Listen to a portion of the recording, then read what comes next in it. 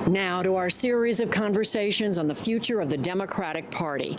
I sat down with Democratic Congressman Ruben Gallego in the studios of the Cronkite School of Journalism here at Arizona State University. He has represented Phoenix in Congress since 2015 and is a Marine Corps veteran who served in the Iraq War. I began by asking him what's at stake in the fight over health care. Well, what's at stake is the rising premiums on millions of Americans, and according to the CBO, 1 million Americans not having health insurance next year in 2018. The Lamar Alexander Patty Murray compromise seems good on paper. It's going to pay out the subsidies for the insurance markets for the next 2 years. It does give some flexibility to states about what is covered and how the money is used. I'm waiting to see what those details are.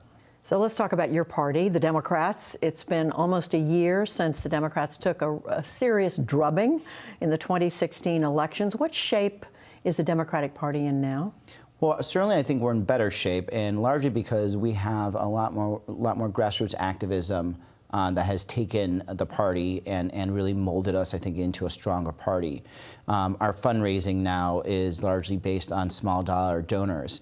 You see, people from all walks of life coming out of the shadows to run for office. We're winning special elections and in parts that we shouldn't be winning, like Oklahoma, different, New Hampshire, and districts that were, Trump districts. Well, you said when it came time for a vote for minority leader in the House last November that it was time for the party to learn from its mistakes in last year's election. You said it needed new leadership. You supported Congressman Ryan of Ohio over Nancy Pelosi to be the House minority leader.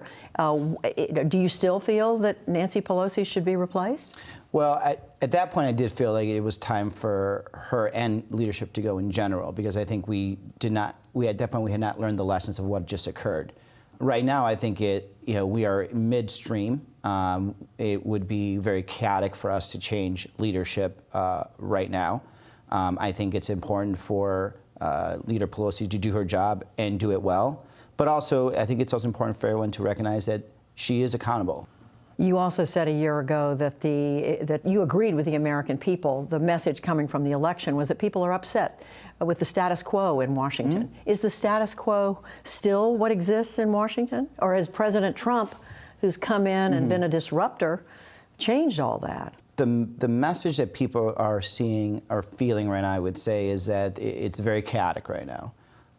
And the presidency is supposed to bring some level of calmness and some level of certainty. And the fact that it's not happening, not only is it not happening, is that he is the prime cause of this unease is changed the tone. I still believe the Democrats need to have a strong message. We need to have a strong economic message, one that is not just, the everyday status quo, not just, your usual punchlines of training people for the futures of tomorrow or the jobs of tomorrow. That doesn't do anything. We need to make sure that people know that we're not just talking about them, that we're actually fighting for them. You actually raised a subject I wanted to ask you about, and that is because a lot of people look at Democrats and say your message right now is all about anti-Donald Trump, that there's not enough of a positive message. What is the positive message of Democrats right now? Well, look, our positive message is that we are the party that's going to protect this country. First of all, we're going to protect you from Donald Trump.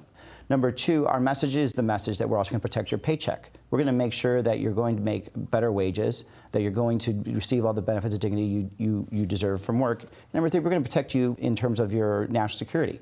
Donald Trump is a threat. Donald Trump is a threat to our national security.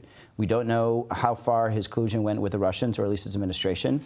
We know that he is destabilizing our alliances all around the world, and we're better when it comes to national security than Donald Trump is and the Republican Party. So what the president, though, is saying is the only thing Democrats are doing right now is obstructing his agenda.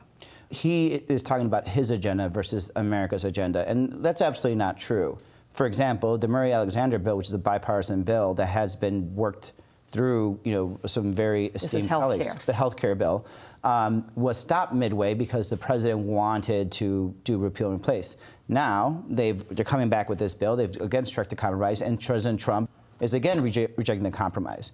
What Donald Trump means by compromise is that we just are supposed to agree with him. This is not land development. This is not some piece of property in Manhattan. we work together, we build something together. It's not going to be the way that he wants it, and that's the way the American public is demanding it. I want to ask you about an issue important all over the country, especially here in the state of Arizona, and that is immigration. What do you expect Congress is going to do about the so-called dreamers, the young immigrants who came to this country undocumented, brought here by their parents?